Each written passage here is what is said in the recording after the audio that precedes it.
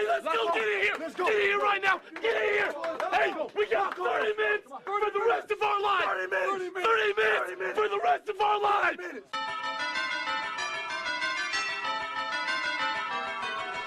Hello everybody and welcome to today's edition of the UKEndZone Football Daily Podcast, August 19th. And joining us again is editor, featured writer, a man who tweets me and texts me late into the evening following my tweets, Josh Hunt. Hello Ollie, how are you doing? I'm doing well. We've got a debate raging. That's what's happening. It's already boiled over pre-taping. Yeah, you tweeted something about Mark Sanchez last night. Do you want to tell the people what that was? I'll tell the people. We were having a debate on First Take, the other podcast I do where we talk about all sports. Check it out, ftukpod.wordpress.com. Chip Kelly has basically said they're willing to take offers for Mark Sanchez, who's the current backup there, who is fantastic in their scheme. He really does look terrific. And I'm just thinking, you look at the Houston Texans situation. They didn't draft a quarterback early enough, in my opinion. I like Tom Savage, but I don't think he's ready yet. They've got Case Keenum. They got Ryan Fitzpatrick. They have no one. If I was the Texans, I would strongly consider giving up a 7th or 6th round pick and just testing the Eagles to see if they could get Mark Sanchez. And if I was the Texans owner and you were my GM and you just said that, I'd have fired you on the spot. Why? I don't understand why any team would want to trade for Mark Sanchez as a possible starter. I like the guy as a backup. I think he's kind of like the Chad Henne type, good enough to win you a couple of games. You don't really want him leading you for a whole season. And I don't think he's good enough, despite what he's done in pre-season, which is quite impressive. I'm sure we'll get into the stats soon. Despite what he's done this pre-season, he's not going to win you that many games. He's not going to turn the Texans into a contender, even in the AFC South. See, my belief is that when I look at these teams that should be and will be built around defenses, the one thing you have to do is play immaculate defense, which teams like the Tampa Bay Buccaneers will do this year, as the Texans should do with that personnel. Just try and get to 17 points, and if you don't turn the ball over, you will probably go 8-8. Would probably be a fair assessment. I think he can get you to that. The thing that with Mark Sanchez that I think he doesn't get credit for, when you look at someone like a Geno Smith, the reason why Geno and Johnny Manziel, when they come into this league, where they really struggle is they never set their own protection. In college, they're going so fast, sometimes they don't need to, and the play call is always called in on the cue cards or however they do it with hand signals. They never actually align up their own protection. And when you watch Geno Smith last year, how many times are people just running freely at the quarterback? Because he doesn't realign, because they're in a man scheme, they've never done it, and they don't realign. Mark Sanchez has done it his whole career. Mark Sanchez has done that his whole career, but he's also not consistently done it all that well. The Jets O-line certainly played better with him at quarterback. They were horrible last year under Geno. I know you like Geno. I have mixed feelings about him. That's for another day. The problem with Mark Sanchez, you say they need to get 17 points a game. Maybe. I think probably call it 20, but we'll take 17 as a fair sort of ground point for this. With Arian Foster in a zone running scheme, in Gary Kubiak's scheme, he could probably carry them to that. I don't know if the ground game's going to be that good this year for the Texans. I like Arian Foster, think he's had a nice career. Don't know if he's going to last the season again, has all sorts of injury problems. He's in a different scheme. He's very much a scheme-dependent runner. So we're thinking maybe quite a lot of the pressure is going to be on the quarterback this year. I'm not for a moment saying that Ryan Fitzpatrick is the man to lead you to a championship. I just think he might perhaps work under that sort of pressure a bit better than Sanchez. If we look at Sanchez's career statistics, he has thrown in his 4 seasons as a starter 12, 17, 26 and 13 touchdowns respectively. He's averaging about 1 touchdown a game. Mm-hmm.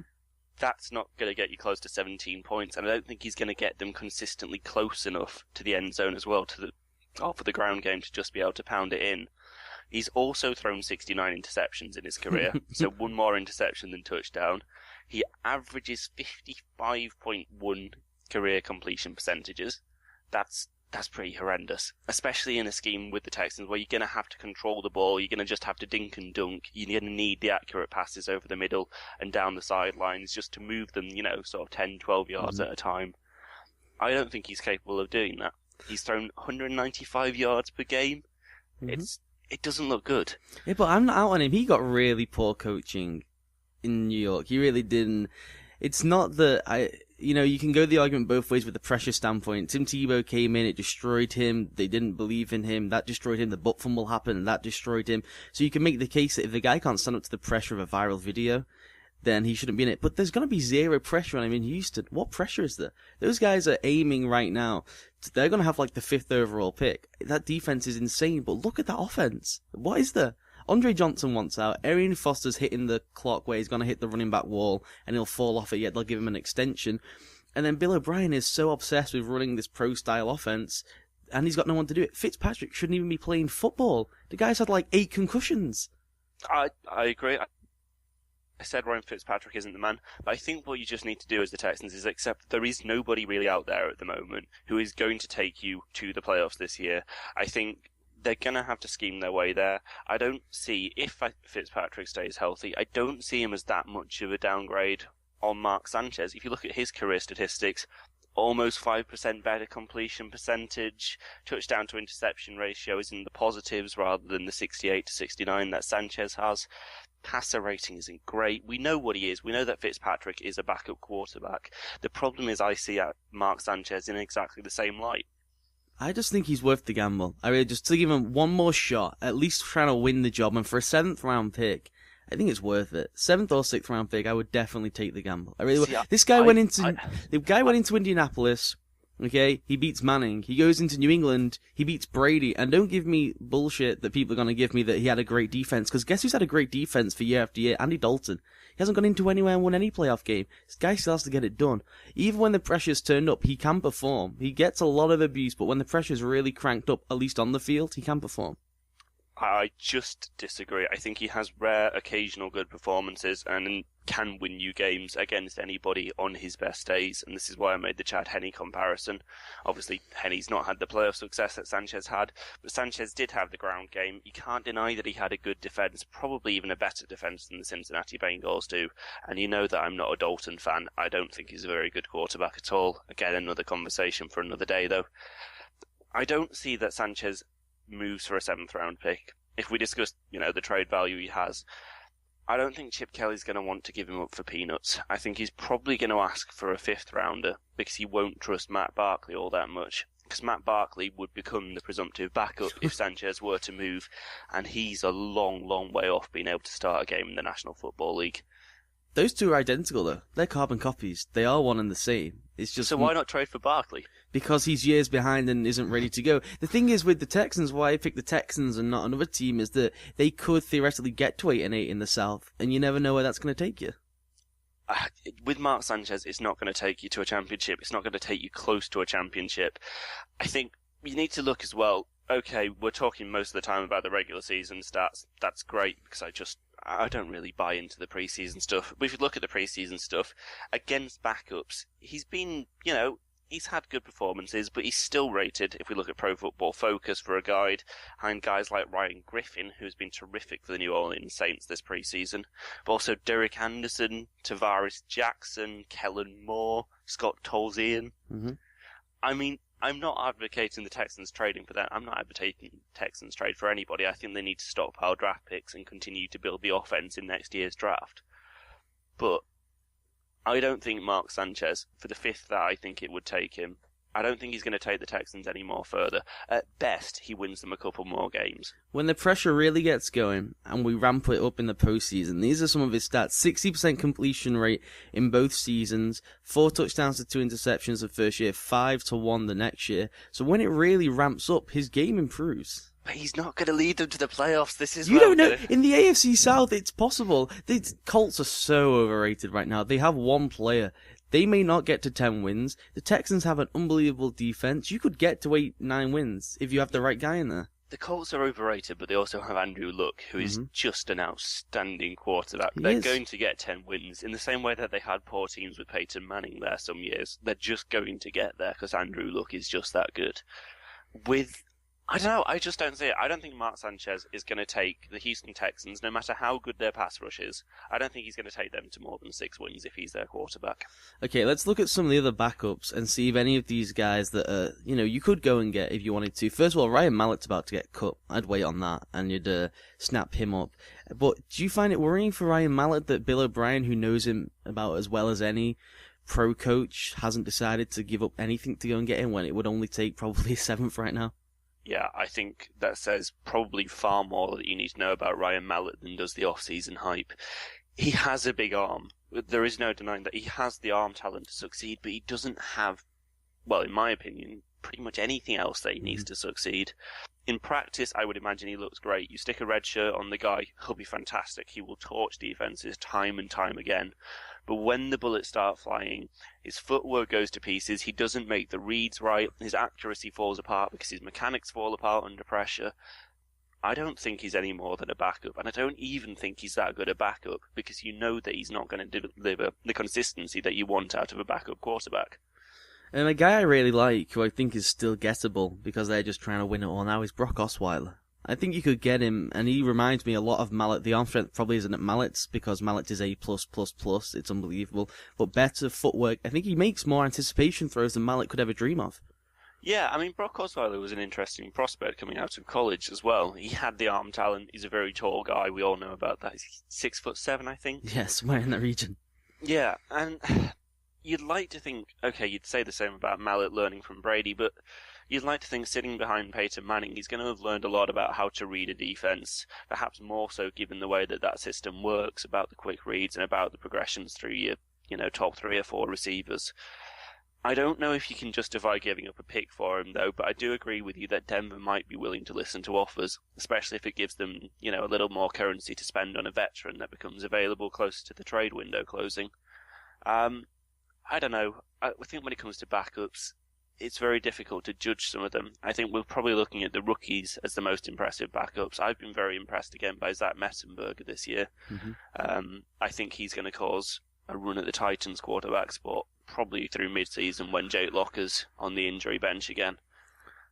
Mike Glennon has to be one. I'm stunned that the Buccaneers are Nolan McGlennon. He looked really, really good last year. When everyone was talking about how poor Geno looked, how some of the other rookies looked, Glennon was really effective and really good at times. And it's a rookie year. People are so quick to judge now, and they expect Andrew Luck to walk through the door, RG3, Cam Newton. It takes time when you're moving from a system where you never even have to set a mic, where you come into a scheme where you're now realigning a mic. Yeah, I mean, Mike Glennon was good last year. I think I was shocked when they moved for Josh McCown. It doesn't make any sense. Glennon is more naturally gifted. He had a good year last year. He has chemistry with B-Jax. And I don't know. Again, maybe... can he put 17 points on the board a week, Josh, and at least get towards 8 and 8? Because that's what you need. I mean, if the Texans could somehow find a way to get him from Tampa Bay, then yes, I will advocate that trade. Would you give a 5th up for him? I'd give up more than a 5th. I'd give up a 3rd rounder for him. I think he's going to be a decent starting quarterback. I don't think he's going to be great, but I think he's going to be decent at least. And like you say, with the Texans' defense being what it is, that's all they need. I agree. I think that's a great trade. They should both look into that. I still don't think Tampa Bay will make it, though. Really? I hope they're serious. Just for the sake of the sanity of that front office and the coaching staff, I hope they're serious about bringing him back into the starting lineup in a year's time or so. It's not going to happen. For some reason, they're in this journeyman who had the best offensive weapons in football last year and the best quarterback whisperer in football, and suddenly, he's the guy. Yeah, sorry, I just don't buy it. I think Josh McCown, decent journeyman backup, and that should have been his limit. Mm-hmm. Let's look at some of the headlines around college football and the NFL as well. First of all, Johnny Football flipped someone off yesterday. I believe it was Brian Aragpo. Big story, non-big story? Same story that's been running for ages. Johnny Manziel, Petulant.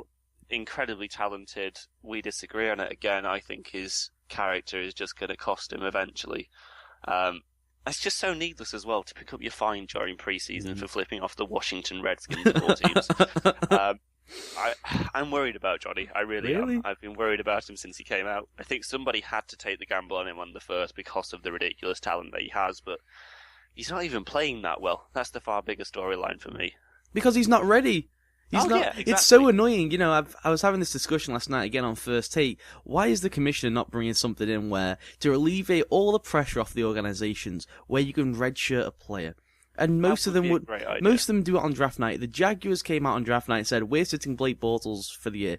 Put your money where your mouth is and stick a red shirt on him, and he's ineligible for a season."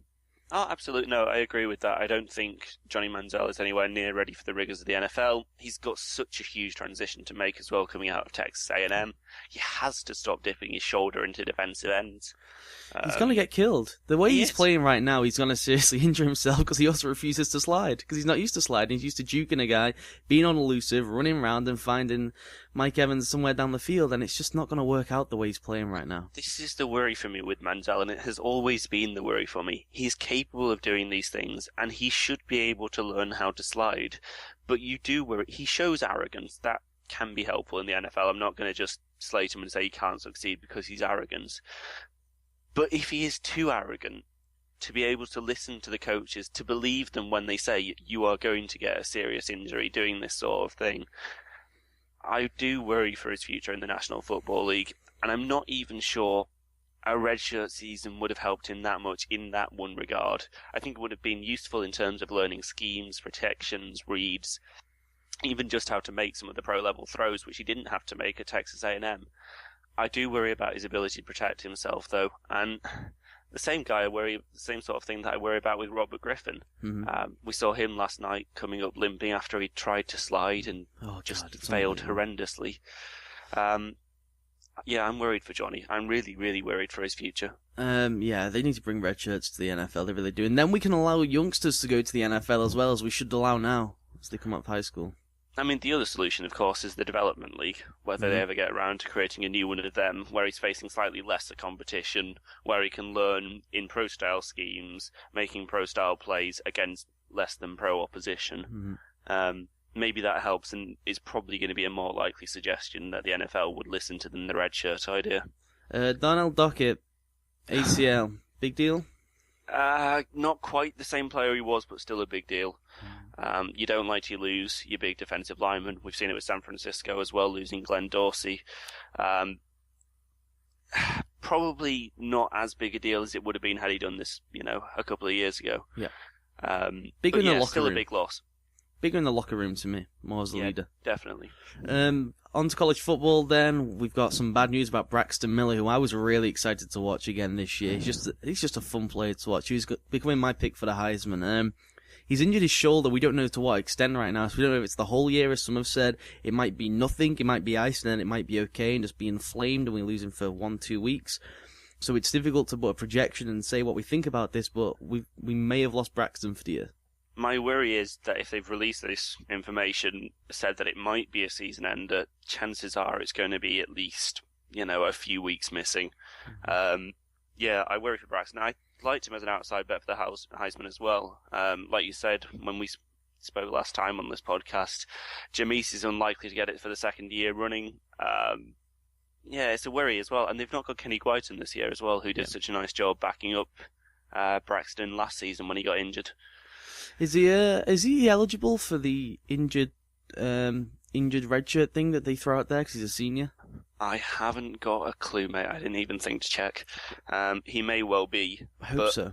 It's not going to help OSU this year. It's not going to help OSU this year. Do you think Urban will retire again because he's not got a quarterback anymore? I don't think he can afford to do it again because he's not going to have any chance of coming back after that. No, it's a shame for OSU because you feel they need to go 12-0 to make the playoffs this year, and it's going to be difficult to do that if Miller misses any time. Mm-hmm. It's impossible to do that. They ain't going 12-0 without Miller. Auburn backup quarterback says Marshall's going to win the Heisman. I believe so. I'm getting on that train. He looks sensational. I watched their A game, their spring ball game. Throwing the ball, he looks unbelievable. He's just a new guy. Yeah, but he's still no Jameis Winston. But he's not going back to back. It doesn't happen. Yeah, I know it doesn't happen, but it should. I'm going to back Jameis, and then the Heisman's going to let me down again. I still love the outside bet that we talked about last time, Dak Prescott. Yeah. Not seeing him much in practice, but I think he's a great bet. And he's just about under the radar enough to be able to come from nowhere, at least in the mainstream media's eyes, to take the whole thing. Nick Marshall, I don't know. I don't buy into the hype as much as some people do. I think he's a good quarterback, but I don't think he's going to win the Heisman this year. Might get the shortlist. He might get the shortlist. He should be a finalist. And finally, let's talk about Notre Dame for a second. They've had more academic sanctions. I don't have the names in front of me, but it's 4 lads. There's probably more out there that haven't been named.